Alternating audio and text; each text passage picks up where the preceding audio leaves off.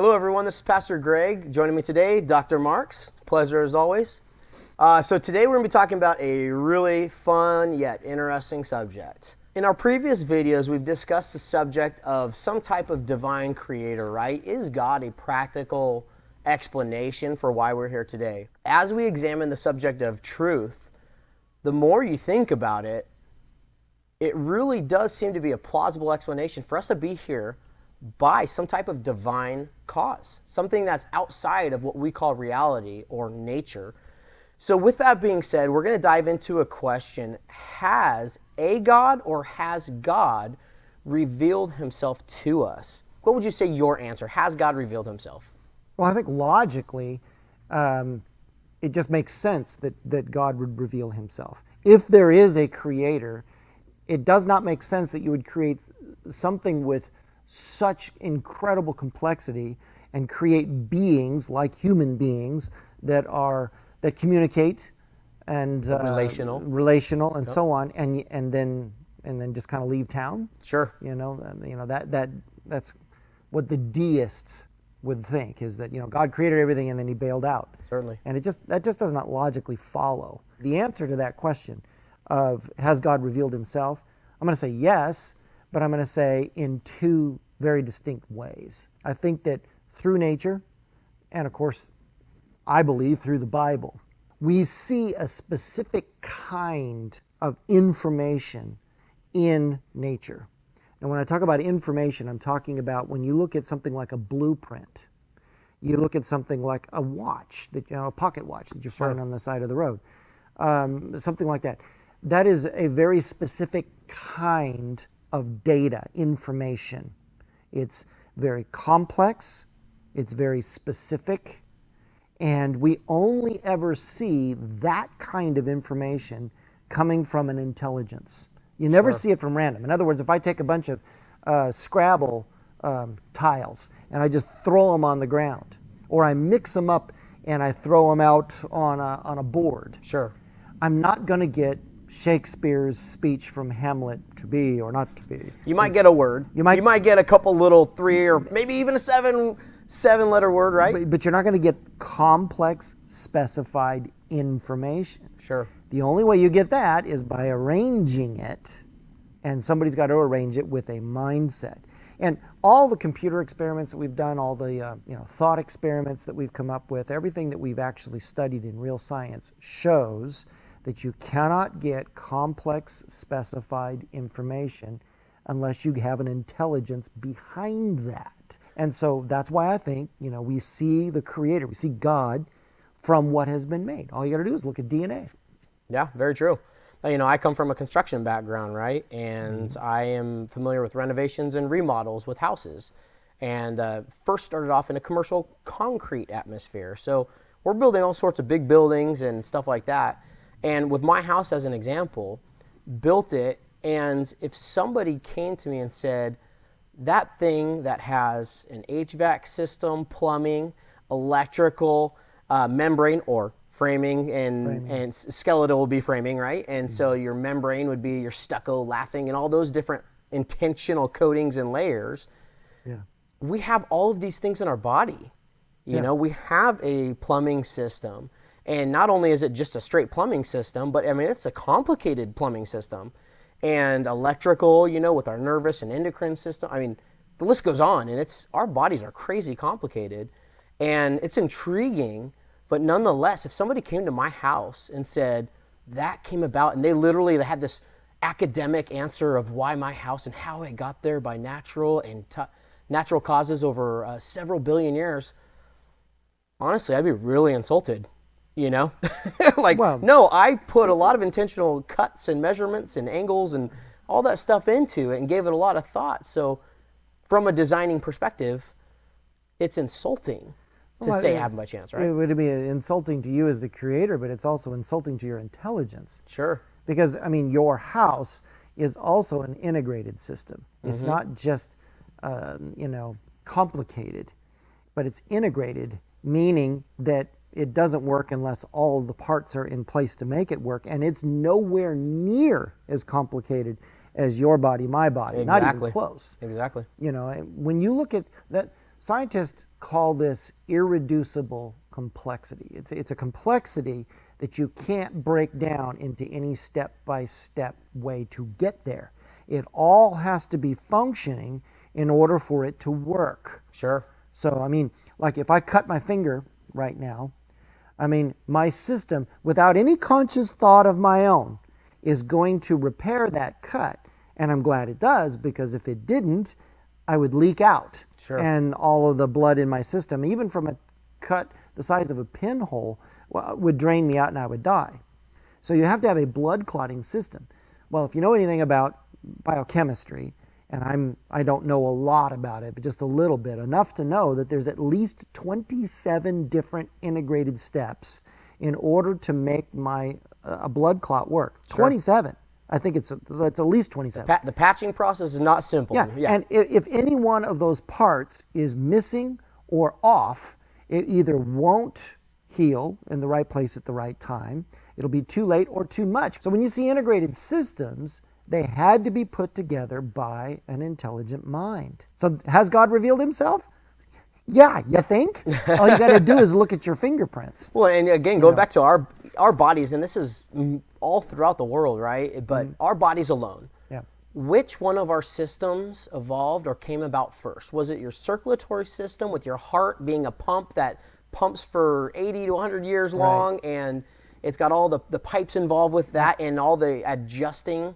Or was it your nervous system with your computer system that it talks, regulates everything? It talks. It's got a two-way with feedback systems and feedback loops. Or was it your digestive system? You can't just have 50% of one of them. You cannot have just one of those systems either. Like going back to that blood clotting, how many millions of years did the animal survive without a blood clotting system? Well, you can't survive without a blood clotting system. I mean, just that. Sure. I just put a little tiny micro bruise on there. Without a blood clotting system, the odds are I'm going to internally bleed there and die. Sure. I think there's a series called Animals That Defy Evolution. I'm sure you've run across that. Well, there's plenty of examples. You just watch some of these things and you're like, how does that slowly happen? A giraffe, leaning over to drink some water. And not blowing its brains out. That blood pressure from Yeah, that right. would literally blow its brain, explode its brain. Yeah, that's right. And so it's got these little flaps that come out, to slow down that blood pressure. And then when it stands up, the flaps go back down. But if that giraffe was drinking some water and it saw a lion and it stood up immediately, it would pass out because now it has a lack of blood supply to the brain and oxygen, right? Mm-hmm. But all these things work together where a giraffe can stand up fast. Again, without even getting into the specific mechanisms, we acknowledge that this world is awfully complex, right? Well, and this is why the Bible says in Romans chapter 1 that people are without excuse. They can see from things like the blood clotting in giraffes and our own bodies, they can see this incredible complexity that could not have come about by any random chance process. It's simply not possible. And there's a lot of reasons that we could go into. You get into all kinds of details. But the Bible is telling us that this is obvious. And to deny that God exists when you see all of these things, you're a fool. Now, that being said, back at the beginning of this, he said, has God revealed himself? I said in two ways. The first is through what has been made, but the second is through the Bible. Now, the Bible is going to match up with what we see in the complexity of creation. If it contradicts what we see in creation, then I can't trust it. Exactly. But I've been studying it for 30 years, and I'm here to tell you it does not contradict what we see in nature. It simply doesn't. Sure. Now, I imagine that in the little rolling comments, somebody's going to start throwing stuff out. Well, I'll tell you what, read my book. But anyway, but more than that, just one quick thing. We see, and we can prove, we can demonstrate beyond any reasonable doubt that, say, the book of Isaiah was written no less than 200 years prior to Jesus' birth. Now, what are some more examples of things that you can't help but just look and say, how does this come about by natural means? Like I think of simple things too, is like if you were to talk about or propose evolution to be true, is the dependency on animals and plants. Just those two things, we're 100% dependent on each other. So the plant cells had to evolve proportionately to the animal cells.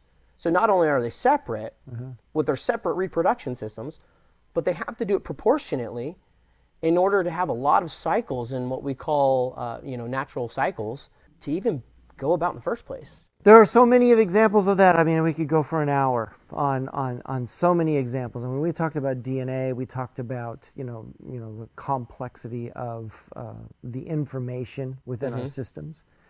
But there are other things that can't be explained by any natural step-by-step process. I'll give you just a couple examples. One, the three-dimensional nature of your cells. They're 3D. Sure. Okay. But when you look at the information within your DNA, your information is two-dimensional, not three. And because of that, where did the two-dimensional nature come from? You're not going to find it in your DNA. It comes from the fact that cells, when they divide, they make copies of the actual structure. So where does that structure come from? Sure. We go back far It goes enough. back to that chicken and the egg thing that we talked about before, right? Which one? And now there are other examples. You can think of like bats. Bats are mammals, but bats fly. Okay, so they're not birds. And when you look at bats, bats have fingers that are longer than their own bodies. Sure. So what we should see, if a natural process led to a creature like a bat, we should find plenty of transitional forms within the fossil record, in between forms. Sure. Between some mammal, some rodent back in however many millions of years ago, and we should see slowly over time, gradually longer and longer and longer and longer fingers. And not just the fingers, but the membranes between the fingers. And how did this animal with halfway there survive? Yeah. And survive supposedly better than other creatures with, mutant fingers flopping around in Sure. the dark. Not to mention the sonar system in a bat. I mean, the list goes on. Just the consistency, right, of each of these species that we would call them. But even if you argue that, even if you just absolutely believe that, where's your evidence? Because we find plenty of examples of all kinds of different mammals in the fossil record, and we find plenty of examples of supposedly 50 million year old bats. We find nothing in between. Sure. I know there's a difference between closed loop systems and open loop systems. Without getting into that, you look at let's just say a vehicle. Like you've got a Ford F-150, Ford F-250, Ford F-350, and the numbers go on, right? Yeah. Now they have differences in their suspension. They have a lot of similarities between these different series of trucks. So some people could look at them and say, well, that truck came from another. Now, vehicles are a closed loop system. Life is an open loop system. So I understand that dynamic, but I think just to pull from vehicles is just because something has a similar design does not mean that it came from the other thing. Sometimes it just means they have a common maker. You have a common designer. Again, when you look at what do we find in the fossil record, when you look at the fossils themselves, we have microfossils. So when people want to say, well, we just don't have enough of the fossil record, this is not so. We have billions times billions times billions of fossils to look at. We should be able to put together at least a reasonable series of transitional forms from one thing to another, but we do not find that. And wherever, some scientists have tried to put together these transitional series, closer examination shows that they're not actually a transitional series at all. In fact, I cannot name a single transitional series anywhere between any major life form kind that is a slam dunk. If you Right. see it, yeah. And sometimes scientists will say, well, I've got this example of I've done enough E. coli experiments, and yes, but the intelligent mind of the researcher is the one directing the process. Exactly. So it's not a natural evolutionary process at all. It's been directed by a mind, an intelligence. In conclusion, it does seem to be very probable that there is an intelligent designer that has revealed himself, and two of which ways we're talking about. Number one today, which is general revelation, right? Is just looking at the world around us. There's a lot of complex things. There's a lot of situations where one system is dependent on another system, and it's not even just two systems. In our bodies, you're talking 5 very complicated systems, or, however you want to look at it. People kind of see it differently, but there's some complicated stuff out there that can't just happen, right? Right. A natural process explaining life, the evidence says no, that could not have happened.